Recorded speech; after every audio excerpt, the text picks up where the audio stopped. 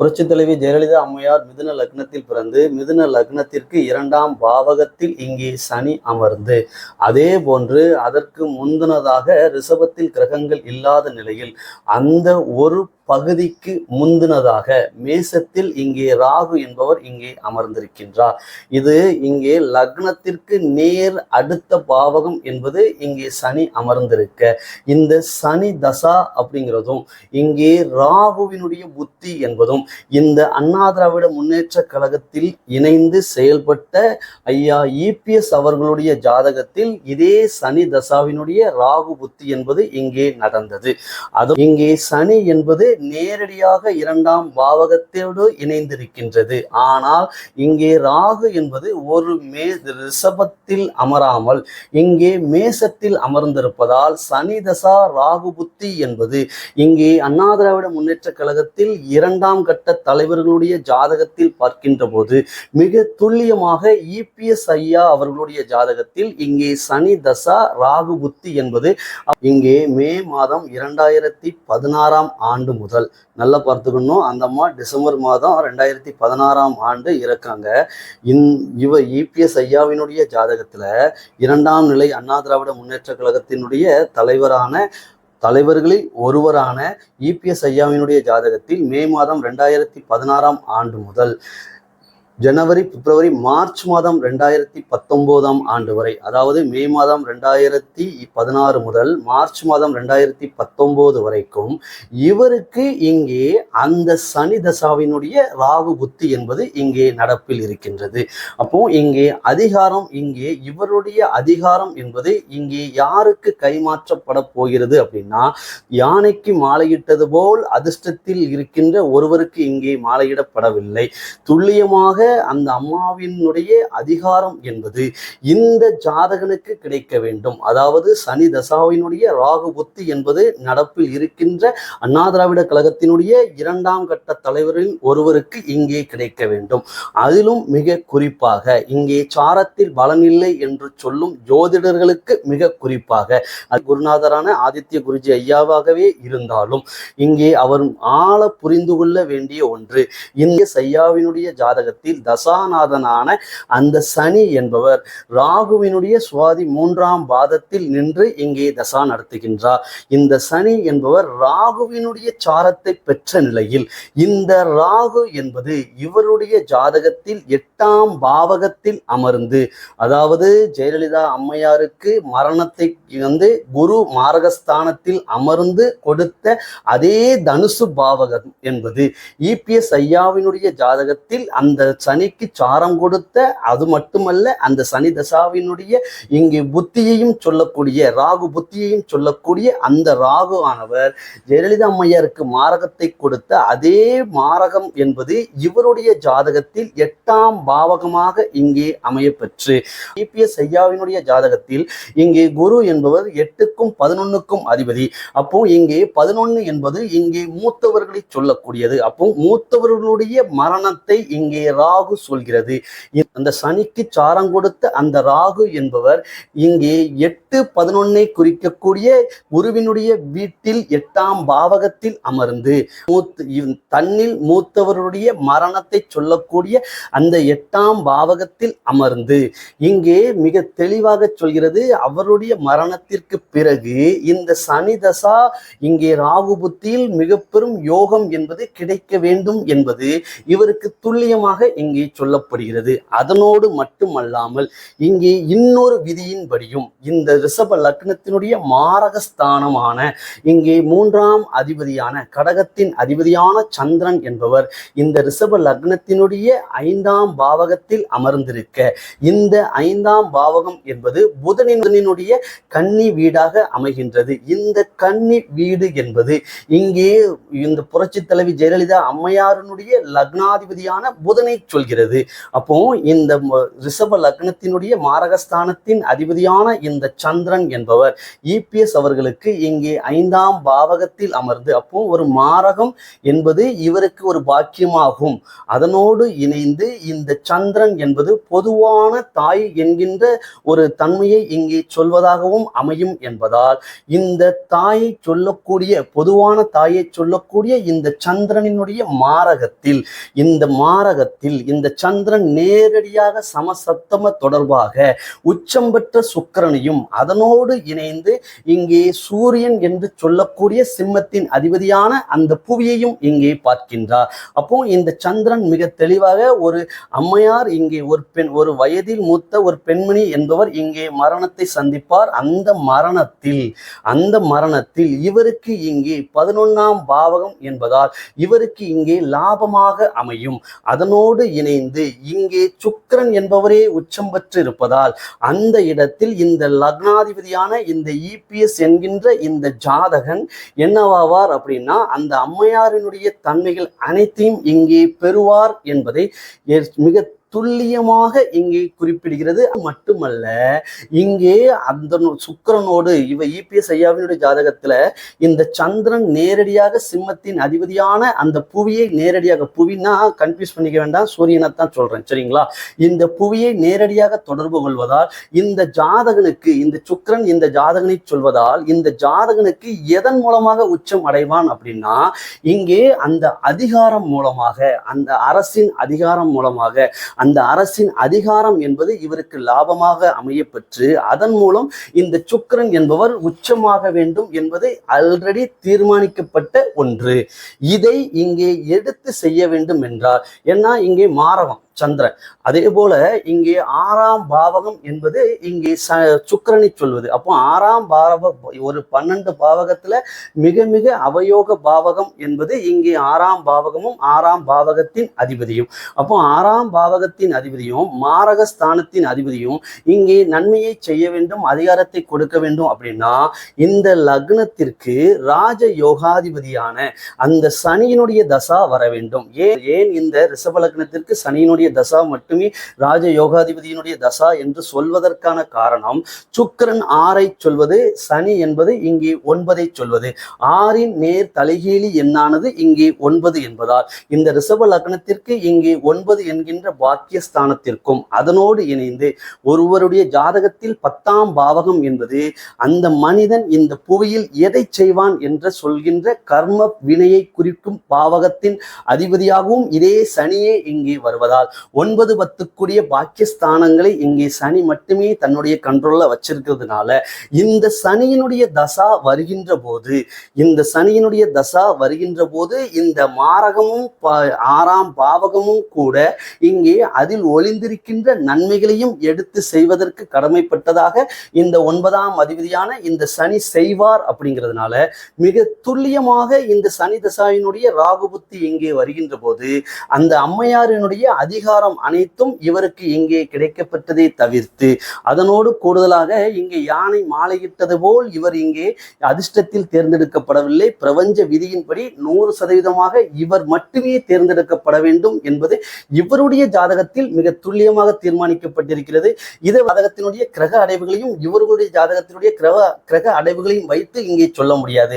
அதை நாம சொல்லணும் அப்படின்னா இங்கே இரத்த உறவுகளான கருணாநிதி ஐயாவினுடைய ஜாதகத்திலையும் ஸ்டாலின் ஐயாவினுடைய ஜாதகத்திலையும் மிக துல்லியமாக இதே பதிவில் நம்ம சொல்ல போறோம். ஆனா இந்த இடத்துல இந்த இபிஎஸ் ஐயாவும் அதே நேரத்தில் இங்கே புரட்சி தலைவி ஜெயலலிதா அம்மையாரும் இரத்த உறவுகள் இல்லை என்பதால் இங்கே நாம எதை மட்டும் மிக தீர்மானமா சொல்ல முடியும் அப்படின்னா, இந்த சனி தசாவினுடைய ராகு புத்தி என்பது காரணம். நம்ம ஏற்கனவே மிதுன லக்னத்திற்கு அடுத்த பாவகம் என்பது சனியும் அதற்கு முந்தின பாவகத்திற்கு முந்தின பாவகமான மேசத்தில் இந்த ராகுவும் இருப்பதால் இங்கே சனி தசா ராகு புத்தி நடப்பு, அதாவது தசாபுத்தி நடப்பு அப்படிங்கிறதை மட்டுமே மையமாக கொண்டு இங்கே இரத்த சம்பந்தம் இல்லை என்பதால் நல்லா புரிஞ்சுக்கணும் சரிங்களா. அந்த சனி தசை ராகு புத்தி என்பது இபிஎஸ் அவர்களுக்கு இங்கே நடந்து அந்த சனியானவர் மிக முக்கியமாக இங்கே ராகுவினுடைய நட்சத்திரமான சுவாதி 3ஆம் பாதத்தில் அமர்ந்ததால் மட்டுமே இவருக்கு என்ன நிகழ்ந்தது அப்படின்னா, அந்த அம்மையாருக்கு பிறகு அந்த அதிகாரம் என்பது இவருக்கு கைமாற்றப்பட்டது.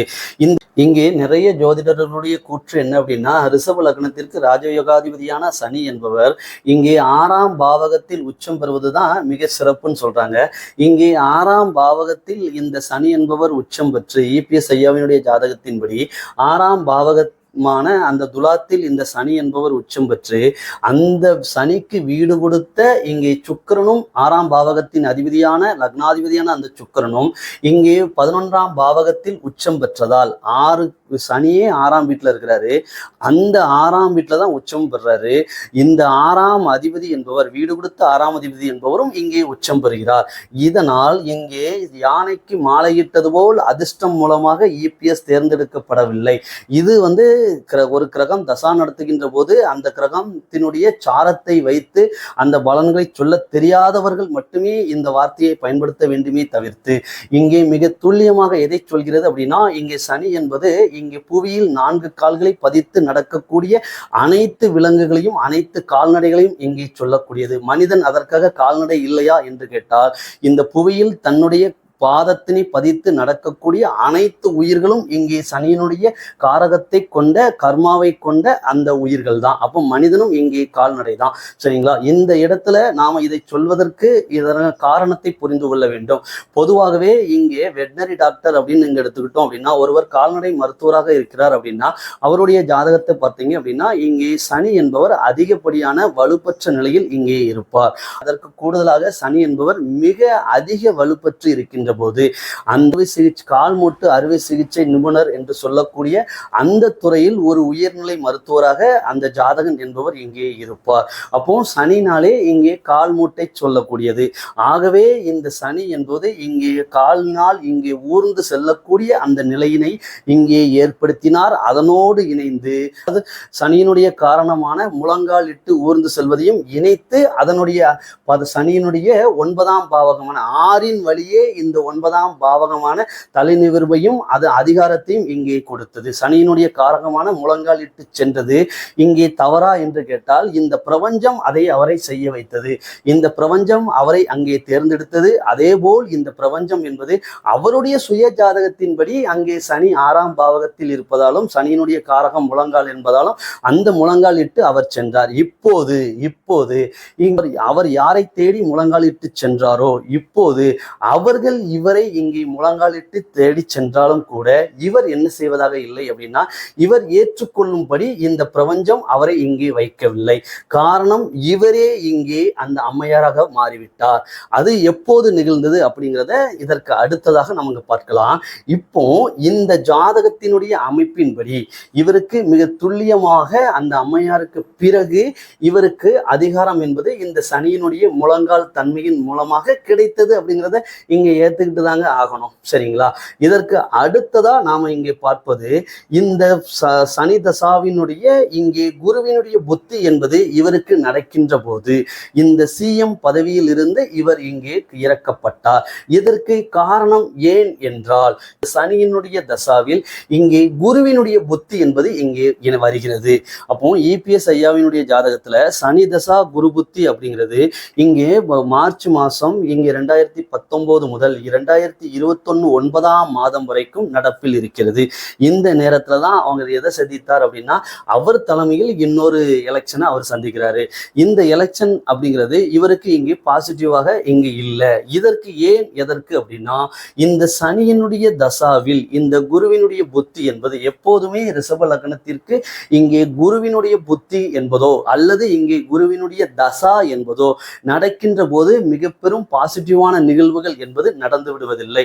ஒருவருக்கு குரு தசை நடக்குன்னு வைங்களேன், அவருக்கு இங்கே குரு தசாவினுடைய சனி புத்தியில் இதை நல்லா புரிஞ்சுக்கணும் அப்படின்னா இதை தெளிவா கேட்கணும். ஒருவருக்கு ரிஷப லக்னமாகி ரிஷப லக்னத்தில் குரு தசா என்பது நடப்பில் இருந்து அந்த குரு தசாவில் சனியினுடைய புத்தி இங்கே இணைகின்ற போது மிக பெரும் அவயோக நிலைகள் அப்படிங்கிறது அந்த இடத்துல நிகழாது. சரிங்களா? ஏன்னா இங்கே புத்திநாதன் என்பவர் இங்கே இந்த லக்னத்தினுடைய யோகாதிபதியான 9 என்கின்ற தலைநிமிர்வை சொல்லக்கூடிய இந்த ராஜ யோகாதிபதி சனி என்பதால் அந்த ரிஷபத்திற்கு அந்த குரு கொடுக்கக்கூடிய அவமானங்களையும் கடன்களையும் அது அவயோக பலன்களையும் இந்த சனி என்பவர் தன்னுடைய புத்திகளில் கொடுக்க விடாமல் தடை செய்வார். அதே போன்று இந்த யோகாதிபதியான ராஜ யோகாதிபதியான சனியாகவே இருந்தாலும் இந்த சனியினுடைய தசாவில் இங்கே அந்த குரு புத்தி என்பது இங்கே இணைகின்ற போது அந்த குரு என்பவர் இந்த சனி புத்தியில் எப்படி தடை செய்தாரோ, அதாவது குருதச சனி புத்தியில் சனி கெடுதலை நடக்க விடாமல் தடை செய்வாரோ, அதே போன்று இந்த சனி தசாவினுடைய குரு புத்தியில் நன்மைகளை நடைபெறா விடாமல் தடை செய்வது இந்த குருவினுடைய வேலையாகும். ஆகவே இவருக்கு இபிஎஸ் ஐயா அவர்களுக்கு இங்கே 3வது மாதம் 2019 இருந்து 9வது மாதம் 2021 வரைக்கும் இங்கே சனி தசாவினுடைய குரு புத்தி என்பது இங்கே நடப்பில் இருந்ததால் அந்த நேரத்தில் நடந்த எலெக்ஷன் என்பதில் இங்கே ஸ்டாலின் ஐயா அவர்கள் இங்கே சிஎம்மாக தேர்ந்தெடுக்கப்பட்டார். இப்போ இந்த ஜாதக அமைப்பை அப்படி வச்சுட்டு ஸ்டாலின் ஐயா ஏன் எதனால் சிஎம் ஆனார் அப்படிங்கிறத இங்கே நம்ம கலைஞர் ஐயாவினுடைய ஜாதகத்தையும் அதனோடு இணைத்து நம் இந்நாள் முதல்வரான ஸ்டாலின் அவர்களுடைய ஜாதகத்தையும் வைத்து பார்க்கலாம். சரிங்களா? திராவிட முன்னேற்ற கழகத்தினுடைய முன்னாள் தலைவரான மதிப்புமிக்க கலைஞர் அவர்கள் இங்கே கடக லக்னத்தில் பிறந்திருக்கின்றார். இந்த கடக லக்னத்தில் அவர் பிறந்து அதற்கு முன்பாக இங்கே சுக்கிரன் என்பது 12ஆம் பாவகத்தில் இருந்து இங்கே தசா நடத்த, விரய பாவகத்தில் இருந்து இங்கே சுக்கிரன் என்பவர் இங்கே தசா நடத்த, லக்னாதிபதி என்பவரும் இங்கே இந்த கடக லக்னத்தினுடைய லக்னாதிபதியான சந்திரன் என்பவர் இதே சுக்கிரனுடைய ரிஷபத்தில் உச்சம் பெற்ற நிலை என்பதால் இந்த சுக்கிரன் 12ஆம் பாவகத்தில், அதாவது லக்னாதிபதி வந்து சுக்கிரனுடைய வீட்டில் அமர்ந்து அந்த சுக்கிரன் 12ஆம் பாவகத்தில் இங்கே மறைவு பாவகம் விரயம், ஒரு மனிதனுடைய விரயத்தை சொல்லக்கூடிய அந்த ஜாதகனுக்கே விரயமாகும் தன்மையையும் இங்கே சொல்லக்கூடியதற்கான காரணம் இந்த சந்திரன் என்பவர் லக்னாதிபதியாகி அவரே இங்கே சுக்கிரனுடைய வீட்டில் அமர்ந்து இந்த சுக்கிரனுடைய திசை என்பது 12ஆம் பாவகத்தில் அமர்ந்து இங்கே நடத்துகின்ற போது இவருக்கு இங்கே மரணம் என்பது சுக்கிரதச குரு புத்தியில் இங்கே நிகழ்ந்தது. சரிங்களா?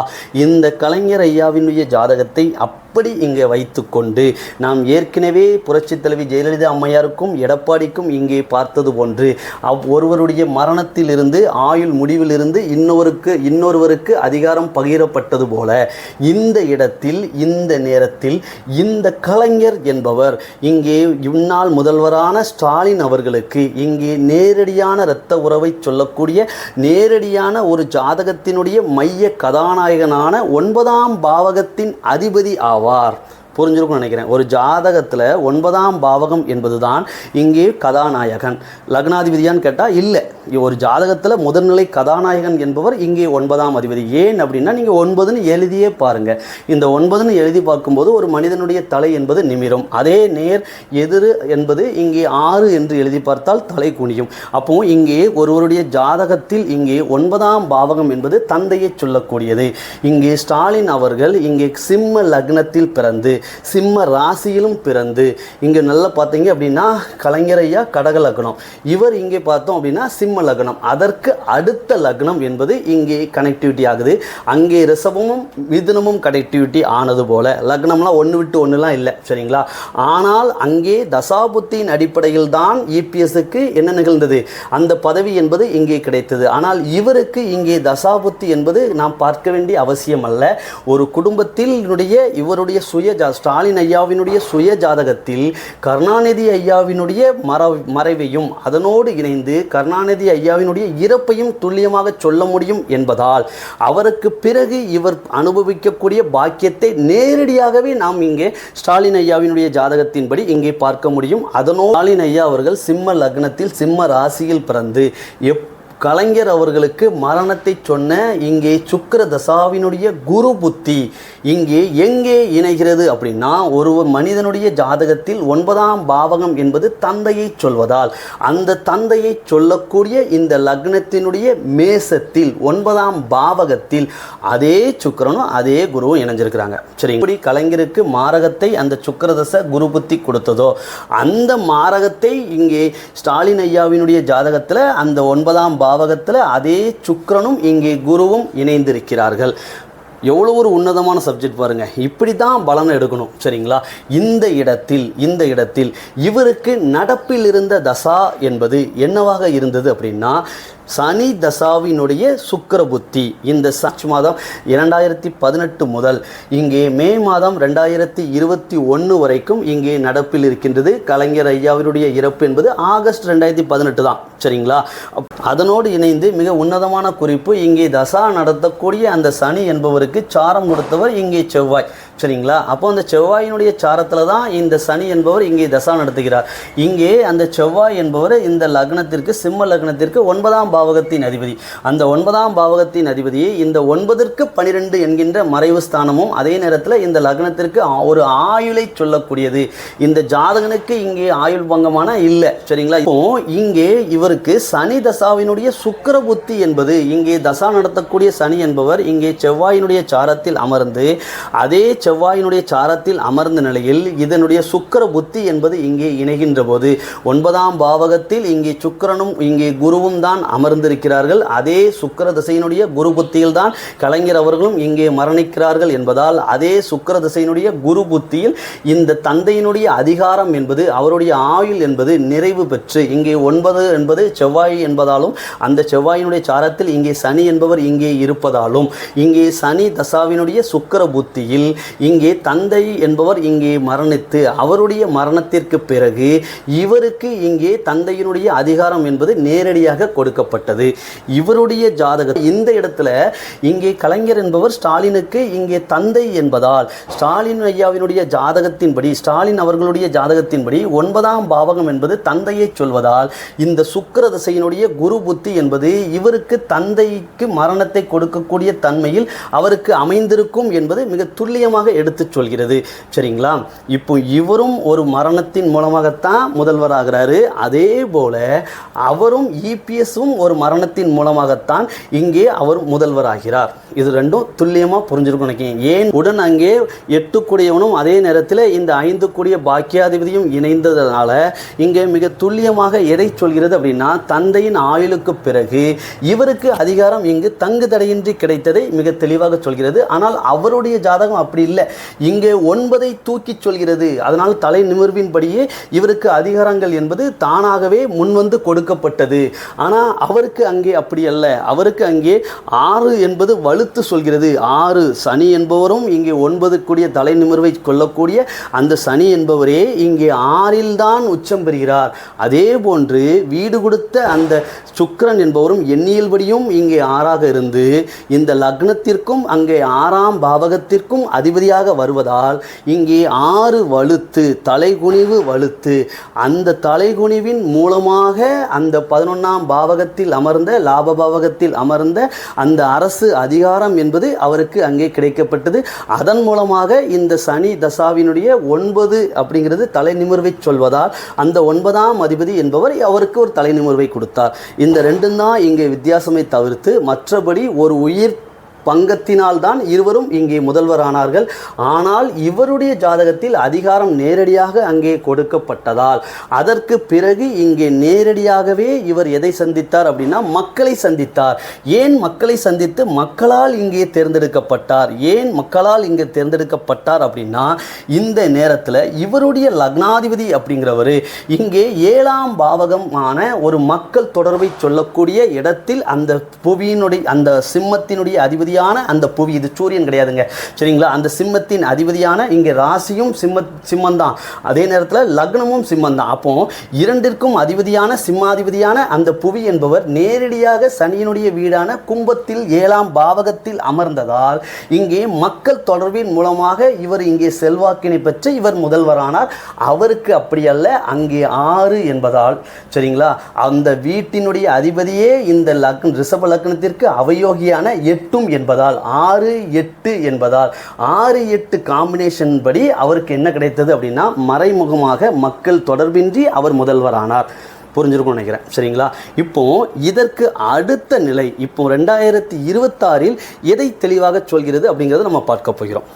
நடந்த 2 நிகழ்வுகளும் 2 எலெக்ஷனுடைய முடிவுகளும் மிக துல்லியமாக ஜாதகத்தின்படி சொல்கின்றது என்றால் இந்த அமைப்பு மட்டுமே தான் இங்கே மற்ற இடத்துல எல்லாரும் சொல்கிற விதிகளின்படிலாம் அங்கே நடந்துராது. இந்த அமைப்பின்படி இது ஏற்கனவே 2016ஆம் ஆண்டில் ஏன் இங்கே எடப்பாடி ஐயா முதல்வரானார் என்றும் அதற்கு பிறகு இங்கே 2021 ஏன் ஸ்டாலின் இங்கே முதல்வரானார் அப்படிங்கிறதையும் 2 எலெக்ஷனுடைய ரிசல்ட் மிக தெளிவாக சொல்வதை போன்று இந்த இடத்துல நாம் 2026இல் யார் இங்கே முதல்வர் ஆவார் அப்படிங்கிறத மிக துல்லியமாக இங்கே சொல்ல முடியும்.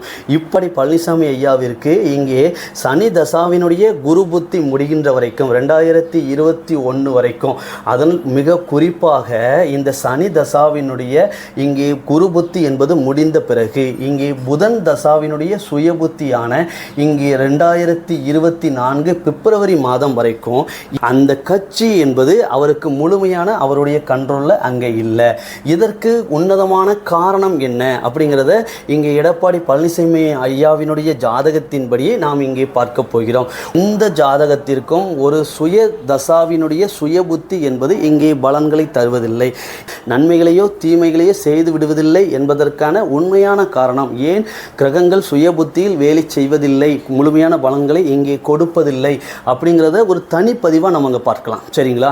இப்போ இந்த இடத்துல புதன் தசாவினுடைய சுய புத்தி என்பது இங்கே பிப்ரவரி மாதம் 2024 வரைக்கும் இவருக்கு நடப்பில் இருந்ததால், இபிஎஸ் ஐயாவிற்கு இங்கே நடப்பில் இருந்ததால் அவர் என்ன ஆகவில்லை அப்படின்னா இந்த புரட்சி தலைவி ஜெயலலிதா அம்மையார் கொடுத்த அந்த அதிகாரம் மட்டுமே அவரிடம் இருந்தது. ஏன் காரணம்?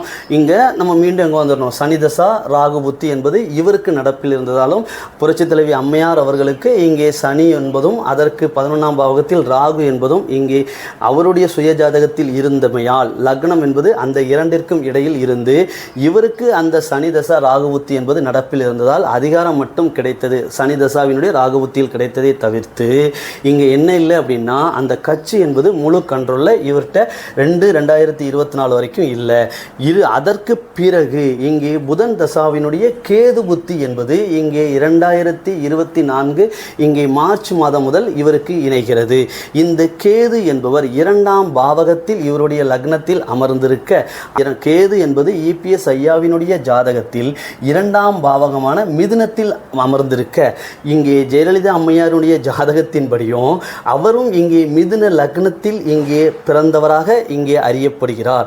அப்போ இந்த மிதுன லக்னத்தில் அமர்ந்த இந்த கேது என்பது இந்த புதனுக்கு எதை சொல்கிறது அப்படின்னா நாம் இந்த இடத்தில் அம்மையாராகவே இங்கே மாற வேண்டும் என்கின்ற தகுதியையும் இங்கே அந்த புத்தியையும் இவருடைய ஜாதகத்தில் இவருடைய ஜாதகத்தின் அமைப்பின்படி இவருக்கு இங்கே பிரபஞ்ச பலனாக கொடுக்கின்றது. சரிங்களா? அப்போ ஏன் அப்போ இந்த இடத்துல நாம் எதை பார்க்கணும் அப்படின்னா இங்கே தசாநாதன் யாருடைய சாரத்தில் இருக்கிறார்னா சதயம் 1 அதே ராகுவோட சாரத்தில். சரிங்களா?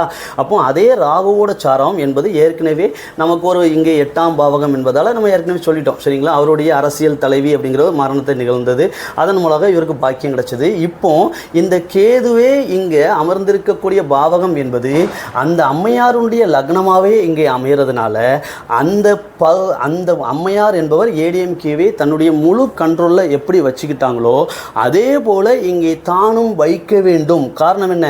புதன் இங்கே சதயம் 1 ராகுவோட சாரத்தில் இருக்கார். சாரத்தில் பலன் இல்லைன்னு சொல்கிறவங்களுக்கு இதெல்லாம் புரியவே புரியாது. சரிங்க? தசாநாதனான புதனுக்கு சாரம் கொடுத்தவர் இங்கே ராகு என்பதாலும் அதனோடு இணைந்து இந்த 10ஆம் பாவகம் என்பது ஒரு மனிதன் இங்கே எதை செய்வான் என்பதை மிக துல்லியமாக சொல்லக்கூடிய கர்மஸ்தானம் என்பதாலும் அந்த 10ஆம் பாவகத்தின் அதிபதி என்பவர் இங்கே உச்சம் பெற்ற நிலையில் இருப்பதாலும் புதனுக்கு வீடு கொடுத்தவர் இங்கே உச்சம். சரிங்களா? அவர் இங்கே உச்சம் பெற்ற நிலையில் இருப்பதாலும் அவரே இங்கே 9 கூடிய நேரடியான 9ஆம் பாவகத்திற்கு இங்கே அதிபதி என்பதாலும் புதன் தசாவினுடைய கேது புத்தியில் இருந்து இவருக்கு இங்கே அந்த அம்மையார் ஆகுவதற்கான அத்தனை நிகழ்வுகளும் இவருடைய சுய ஜாதகத்தின்படி இங்கே நிகழ்கிறது. அதற்கு பிறகு இப்போது நடப்பில் இருப்பது இங்கே புதன் தசாவினுடைய சுக்கிர புத்தி. பிப்ரவரி மாதம் 2025 முதலாக இவருக்கு 2027 டிசம்பர் மாதம் வரைக்கும் நடப்பில் இருக்கக்கூடிய புதனுடைய தசா என்பது ரொம்ப ரொம்ப முக்கியம். அதே புதன் தசாவினுடைய சுக்கிர புத்தி, சரிங்களா? அந்த சுக்கிர புத்தி அப்படிங்கிறது 3வது மாதம் 2025 12வது மாதம் 2027 வரைக்கும், எலெக்ஷன் முடிஞ்சதுக்கு வரைக்கும் இங்கே வந்து பார்த்தீங்க அப்படின்னா அவருக்கு புதன் தசையினுடைய இங்கே சுக்கிர புத்தி. அந்த புத்திநாதனான அந்த சுக்கிரன் யாருடைய சாரத்தில் அமர்ந்திருக்கிறார் அப்படின்னா இதே புதனுடைய சாரத்தில் ரேவதி 1ஆம் பாதத்தில் அமர்ந்து உச்சம் பெற்ற நிலையில் அமர்ந்திருக்கிறார். இதனால் மிக உன்னதமாக நாம் ஒரு வரியில் இங்கே சொல்லிவிட முடியும், இந்த புதன் தசாவினுடைய சுக்கிர புத்தி என்பதில் 2026 இவர் நிச்சயமாக 100% தமிழ்நாட்டினுடைய சிஎம் எடப்பாடி பழனிசாமி ஐயா மட்டுமே தான்.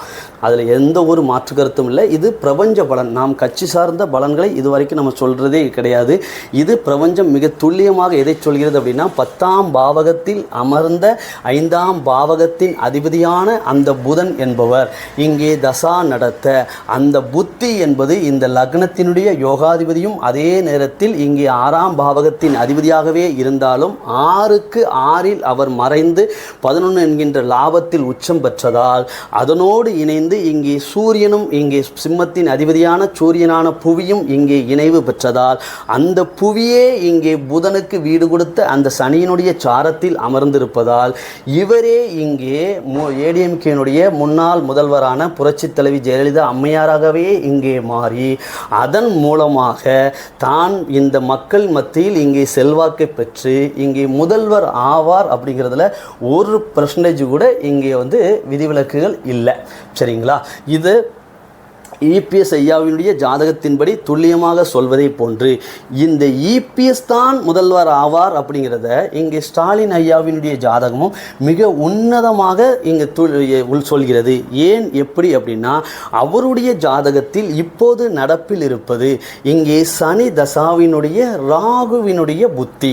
இப்போ இந்த சனி தசாவினுடைய ராகு புத்தி என்பது இங்கே ராகு 6ஆம் பாவகத்தில் அமர்ந்திருக்கின்றார். ஒரு மனிதனுக்கு யோக பலன்களையும் கடனையும் நோயையும் சொல்லக்கூடியது அந்த 6ஆம் பாவகம். அந்த 6ஆம் பாவகத்தில் ராகு அமர்ந்து இந்த சனி என்பவர் செவ்வாய் 9 கூடிய பாக்கியாதிபதியுடைய சாரத்தில் அமர்ந்திருந்தாலும் இங்கே நடப்பில் இருப்பது 6ஆம் பாவகத்தில் அமர்ந்த அந்த ராகு என்பதால் இப்போ நம்ம ஏற்கனவே ரிஷப லக்னத்துக்கு சொன்னல, ஏன் இபிஎஸ் வந்து சனி தசா யோக தசை தான், ஆனால் யோக தசையில் தான் அவர் முதல்வர் ஆனார் ராகுவினுடைய புத்தியில். ஆனால் ஏன் வந்து அதே சனி ராஜயோகாதிபதி சனியினுடைய தசாவில் இங்கே குரு புத்தியில் இங்கே முதல்வர் ஆகவில்லையோ, அதே போன்று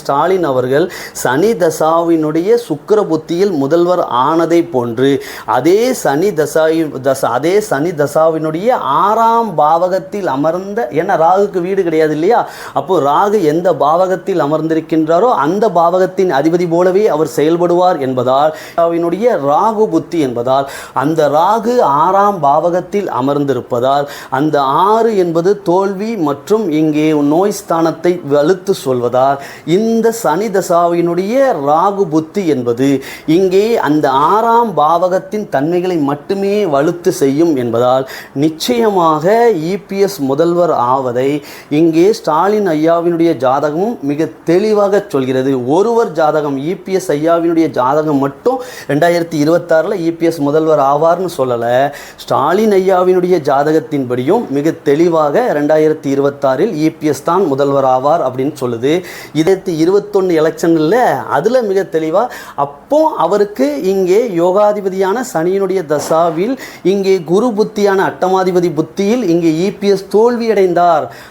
அதே நிலையில் இவருக்கு அந்த நிலையில் சனி தசை இங்கே சுக்கிர புத்தி என்பது ஸ்டாலினுக்கு இங்கே நடப்பில் இருந்ததால் இபிஎஸ் தோல்வி பெற வேண்டும் என்பதும் தான் முதல்வராக வேண்டும் என்பதும் இங்கே ஸ்டாலின் ஐயாவினுடைய ஜாதகத்தில் 2021 துல்லியமாக சொன்னதை போன்று 2026 இபிஎஸ் ஐயாவினுடைய ஜாதகம் தான் இங்கே முதல்வராக வேண்டும் என்பதும் அதே நேரத்தில் இங்கே ஸ்டாலின் என்பவர் இங்கே தோல்வி, அதாவது ஸ்டாலின் என்பவர் இங்கே முதல்வர் ஆகுவதில்லை என்பதையும் மிக துல்லியமாக சொல்கிறது. சரிங்களா? இதற்கு கூடுதலாக 2 கதாநாயகன் போன்று இங்கே 3வது ஒரு துணை கதாநாயகனை இங்கே இங்கே பார்க்க போகிறோம். அதாவது நம்ம தெளிவாக புரிஞ்சுக்கணும், இந்த இடத்துல கதாநாயகன் என்று மைய கதாநாயகன் என்பது இருவர் தான்.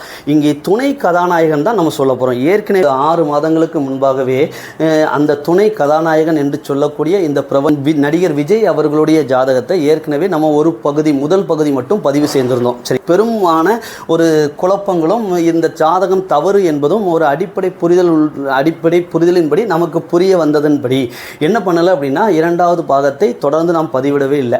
அது என்பது மிக தவறாக உள்ளது என்பதை நாம் இங்கே உணர்ந்தபடியால் இங்கே நமக்கு அந்த 2026 மாஸ்டர் கார்டு என்ற அந்த விஜயினுடைய ஜாதக தலைப்பினை நாம் நிறைவு செய்யாமல் வச்சிருந்தோம். சரிங்களா?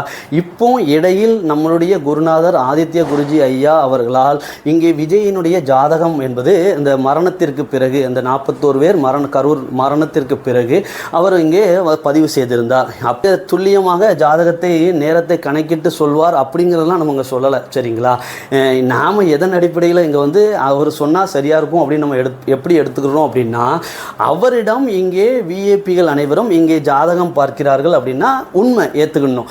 இந்த தமிழ்நாட்டை பொறுத்த வரைக்கும் இங்கே ஒரு மைய கதாநாயகனாக இங்கே அவர் இருக்கிறார். இங்கே நிறைய ஒரு முதல் கட்ட தலைவர்கள் அனைவருமே அவரிடம் நேரடியாக ஆதித்ய குருஜி ஐயாவரிடம் நேரடியாக கொண்டு ஜாதக பலன்களை இங்கே பார்க்கிறார்கள். ஆகவே அவர் ஒரு தவறான நேரம் என்பது அவர் இங்கே பதிவிடுவதற்கு வாய்ப்புகள் ஒரு % கூட கிடையாது. அதற்காக அவர் சரியான நேரத்தை ஜாதகத்தை கணக்கிட்டு எடுத்து விடுவார் அப்படிங்கிறது தவறான பதிவை நாங்கள் செய்ய விரும்பலை. அவருக்கு மிக துல்லியமான நேரம் என்பது அங்கே ஜாதகம் பார்க்க வரக்கூடியவர்களிடமிருந்து பெற்று அதன் மூலமாக பலன் பார்க்கக்கூடியவர் அப்படிங்கிறதுனால இப்போ அவர் சொன்ன அந்த நேரத்தின்படி பார்க்கின்ற போது இந்த இபிஎஸ் ஐயாவினுடைய ஜாதகமும் அதே நேரத்தில் இங்கே ஸ்டாலின் ஐயாவினுடைய ஜாதகத்தோடும் இங்கே பொருத்தி பார்க்கின்ற போது 100% மிக துல்லியமாக சரியாக இருக்கிறது. அது என்ன அப்படிங்கிறத இப்போ பார்க்கலாம். நடிகர் விஜய் அவர்கள் இங்கே கடக லக்னம் கடக ராசியில் பிறந்திருக்கின்றார். நம்மளுடைய இந்நாள் முதல்வரான ஸ்டாலின் அவர்களுடைய ஜாதகம் என்பது இங்கே சிம்ம லக்னம் சிம்ம ராசி. சரிங்களா? அப்போ இந்த சிம்ம லக்னம் சிம்ம ராசிக்கு நேர் 12ஆம் பாவகமான கடக ராசி கடக லக்னத்தில் விஜய் அவர்கள் இங்கே பிறந்திருக்கிறார். அப்படின்னா இங்கே கலைஞரிடமிருந்து இங்கே ஸ்டாலின் அவர்களுக்கு அதிகாரம் பகிரப்பட்டதை போன்று அப்போ இந்த ஸ்டாலின் அவர்களிடமிருந்து அதிகாரம் என்பது இங்கே விஜய் பறிப்பாரா அப்படின்னு இங்க மக்கள்லாம் கண்மூடித்தனமாக நம்பிக்கொண்டிருப்பதற்கான காரணம் ஏன் அப்படின்னா, இவர்கள் இருவருடைய ஜாதகமும் பாருங்க, இங்கு கருணாநிதி அவர்களுடைய ஜாதகம் என்பது இங்கே கடக லக்னம் என்பதை போன்று அந்த லக்ன தொடர்புகள் எப்படி நெருங்கி வருது பாருங்க. அதனால தான் இங்க இப்போ இந்நாள் முதல்வராக இருக்கக்கூடிய இந்த ஸ்டாலின் அவர்களிடமிருந்து இங்கே பதவி என்பது அதற்கு முந்தினம் விரயம். சரிங்களா?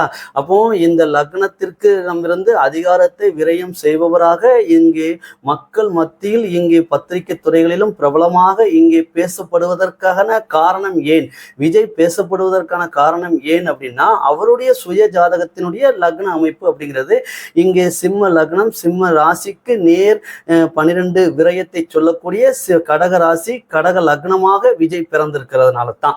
சரிங்களா?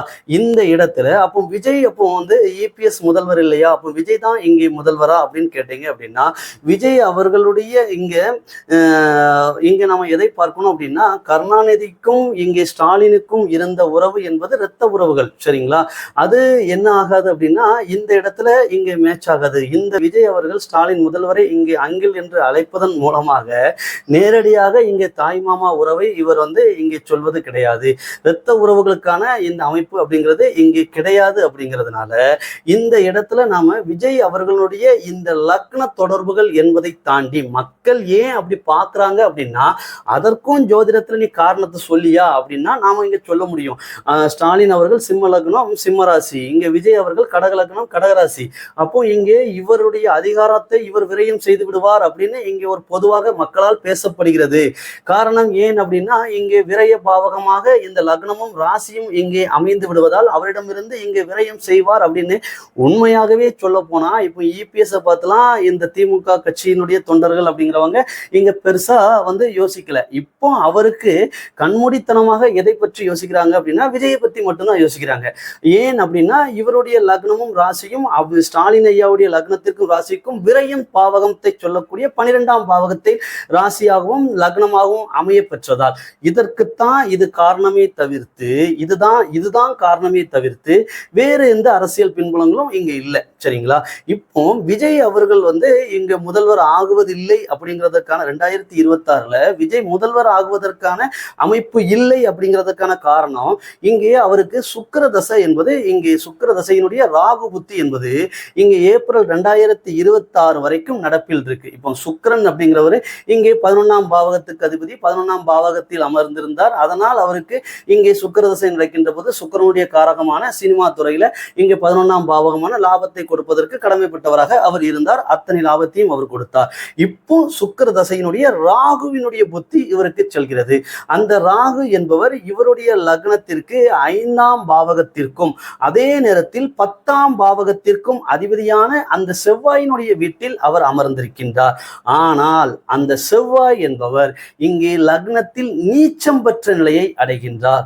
இங்கே கடகத்தில் அந்த செவ்வாய் லக்னத்தில் அமர்ந்திருந்தாலும் அந்த லக்னத்தில் அமர்ந்த அந்த செவ்வாய் என்பவர் நீச்சம் பெற்ற நிலையை அடைந்திருப்பதால் இங்கே உச்சம் பெற்ற நிலை என்பது இங்கே இல்லை. இபிஎஸ்க்கு இங்கே புதனோட தசை நடந்து புதனுக்கு வீடு கொடுத்தவர் சனி உச்சம் பெற்று அதனோடு மட்டுமல்ல இந்த புதனோட தசையில் நடக்கக்கூடிய அந்த சுக்கிரனும் இங்கே உச்சம் பெற்ற நிலையிலிருந்து அந்த சுக்கிரனும் இங்கே புதனுடைய சாரத்தில் இருந்து இந்த புதனும் அவருடைய லக்னத்தில் சனி அமர்ந்த அந்த ராகுவினுடைய சாரத்தில் அமர்ந்து இந்த 10ஆம் பாவகம் எதை செய்ய வேண்டும் என்று சொல்லக்கூடியது நிலை என்பதால் இங்கே 10ஆம் பாவகத்தில் அமர்ந்த அந்த புதனுடைய தசை என்பதால் அவர் இங்கே முதல்வர் ஆவார் என்பது உறுதியாக சொல்லப்படுகிறது. ஆனால் விஜய் அவர்களுடைய ஜாதகத்தில் இங்கே ராகுக்கு வீடு கொடுத்தவர் என்பவர் இங்கே லக்னத்தில் நீச்சம் பெற்ற நிலையில் அமர்ந்திருக்கின்றார்.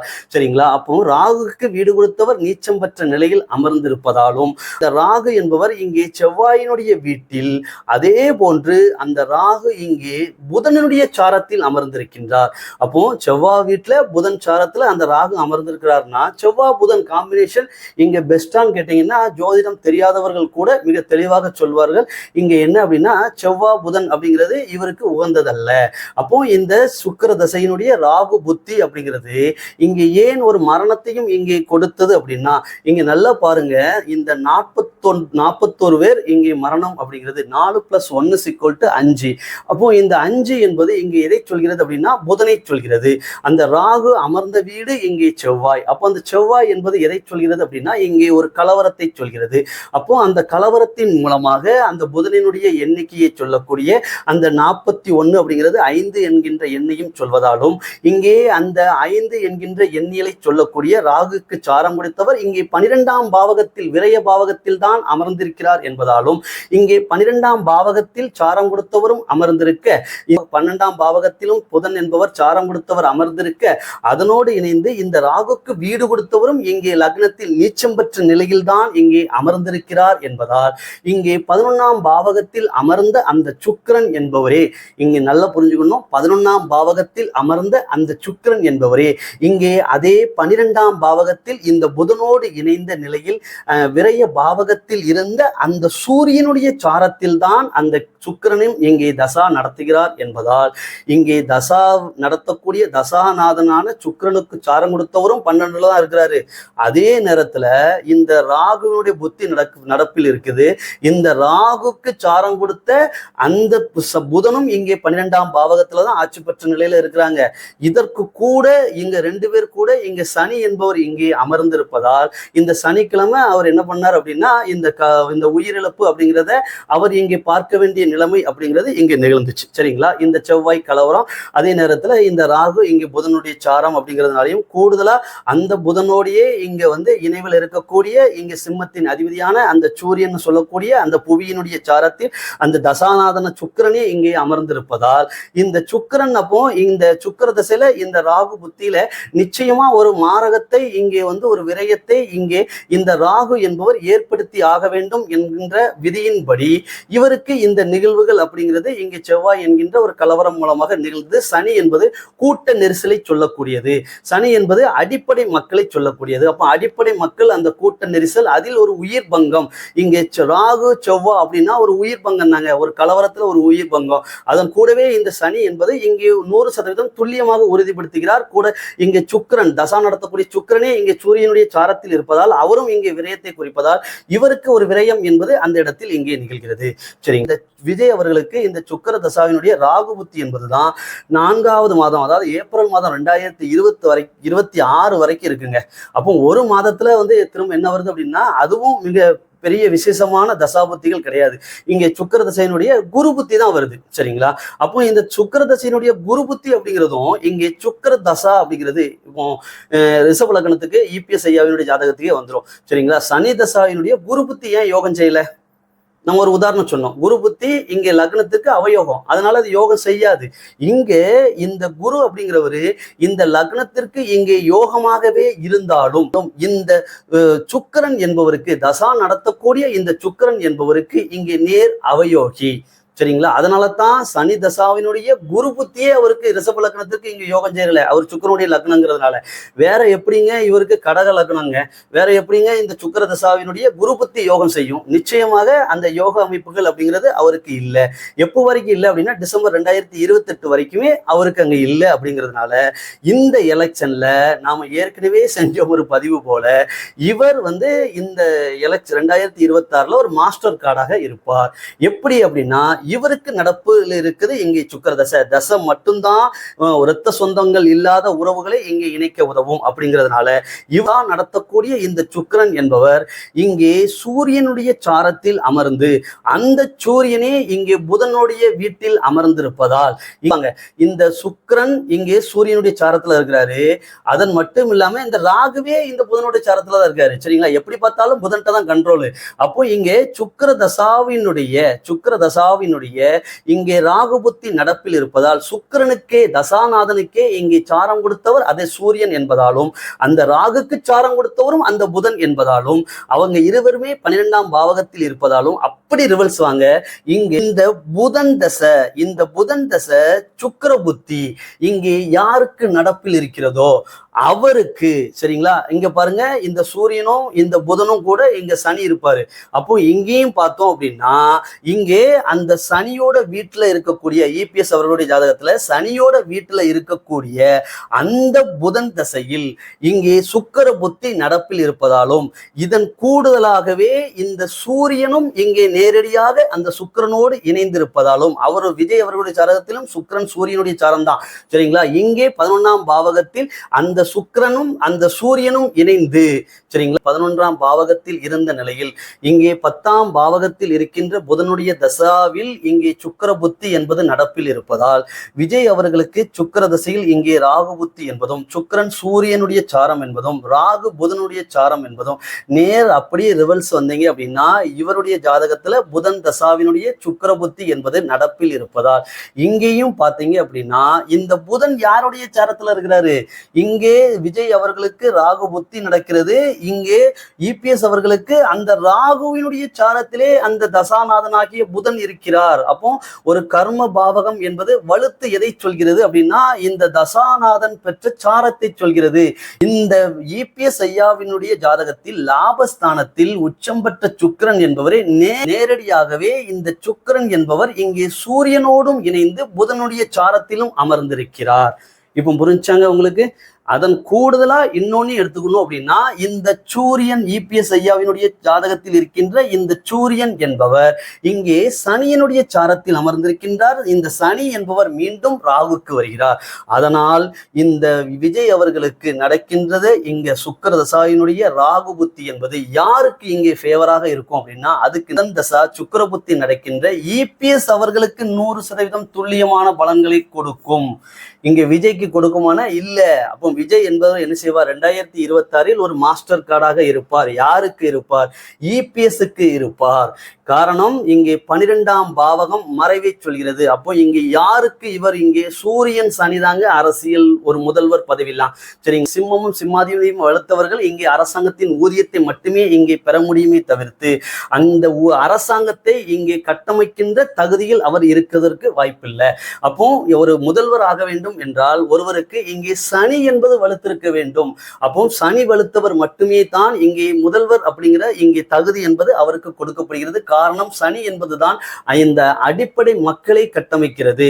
இந்த இப்போ நடப்பில் இருக்கின்ற இந்த விஜயனுடைய ஜாதகத்தினுடைய தசாபுத்தி என்பது, சுக்கிர தசாவினுடைய ராகுபுத்தி என்பது இங்கே 100% இபிஎஸ்க்கு புதன் தசாவினுடைய சுக்கிரபுத்தி என்பது இங்கே நடப்பில் இருப்பதால் சாரங்களின் அடிப்படையில் மிக துல்லியமாக 100% இபிஎஸ் முதல்வர் ஆகுவதற்கு இங்கே மாஸ்டர் கார்டாக விஜய் அவர்களுடைய ஜாதகம் என்பது இங்கே செயல்படும். ஆகவே 2026 இங்கே விஜய் அவர்கள் நிச்சயமாக என்ன செய்வார் அப்படின்னா, இபிஎஸ் அவர்களோடு இணைவார்.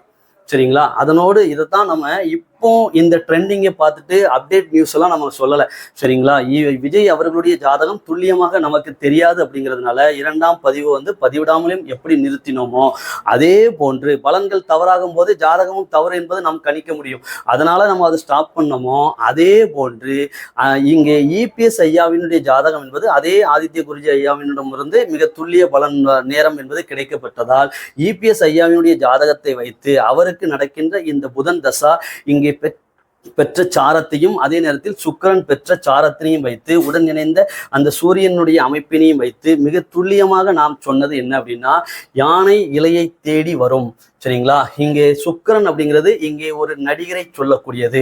அந்த நடிகர் இங்கே உச்சம் பெற்ற நிலையில் இருப்பதால் அந்த உச்சம் பெற்ற நடிகர் இங்கே அரசியலுக்கு வரும்போது என்ன சூரியன் இல்லையா, அதனோடு இணைந்து அந்த சூரியனே இங்கே சனி இல்லையா, அந்த சூரியன் இபிஎஸ்க்கு சூரியன் இருப்பது இங்கே சனியினுடைய சாரத்துல தான். அப்போ இந்த சனி சூரியன் அப்போ அரசியலுக்கு வரக்கூடிய அந்த சுக்கிரன் உச்ச நடிகன் அப்படிங்கிறது ஒரு மூலமாக இந்த இங்கே புதன் தசாவும் ராகுவினுடைய சாரத்தில் அமர்ந்து இங்கே தசை நடத்துறதுனால நிச்சயமா அவரிடம் இருந்து அந்த பலன்களை இவர் கவர்ந்து இவர் அதனால் முதல்வர் ஆவார். அப்படிங்கிறதுனால மட்டும் இந்த ஒரு விதியை இபிஎஸ் ஜாதகத்தை வைத்து மட்டும் நம்ம மிக துல்லியமா ஓராண்டு காலமாக நம்ம ஸ்கிரீன்ஷாட் கூட இதில் போட்டிருக்கோம். சரிங்களா, மிக துல்லியமாக ஓராண்டுகளா ஒரு 1000 பேர் பயணிக்கக்கூடிய குழுக்கள்ல ஆரம்ப நிலையிலிருந்து அதுல மிகப்பெரிய திராவிட கழகத்தினுடைய தலைவர்களும் இருக்கிறாங்க.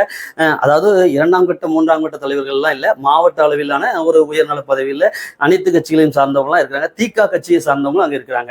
சரிங்களா, அப்போ அங்கே நம்ம ஒரு வருடமாகவே நம்ம விஜய் கட்சி கொடியை அறிவித்த நாளன்றே யானை இலையை தேடி வரும் நாங்க பதிவு செஞ்சுட்டு இருக்கோம். விஜய் 2026 நடந்த அரசியல் நிகழ்வுகளை பார்த்துலாம் பிரபஞ்ச பலன்கள் கிடையாதுங்க. ஒரு வருட காலமாக, இதை இப்போ சொல்லல, ஒரு வருட காலமாக அதே குழுவிலும் அதே இடங்களிலும் பொது இடத்திலும் நாம் சொல்லக்கூடியது இபிஎஸ் ஐயாவினுடைய ஜாதகத்தை மையமாக வைத்து மட்டுமே வைத்து சொல்லக்கூடியது என்ன அப்படின்னா, யானை இலையை தேடி வரும், இலை வாகை சுடும். இப்போ விஜய் அவர்களுடைய ஜாதகம் துல்லியமாக நேரமும் தெரிந்ததால் மீண்டும் அதைத்தான் இங்கே உறுதி செய்கிறது. யானை இலையை தேடி வரும், இலை இங்கே வாகை சுடும். 2026 எந்த மாற்று கருத்தும் இல்லை. நன்றி.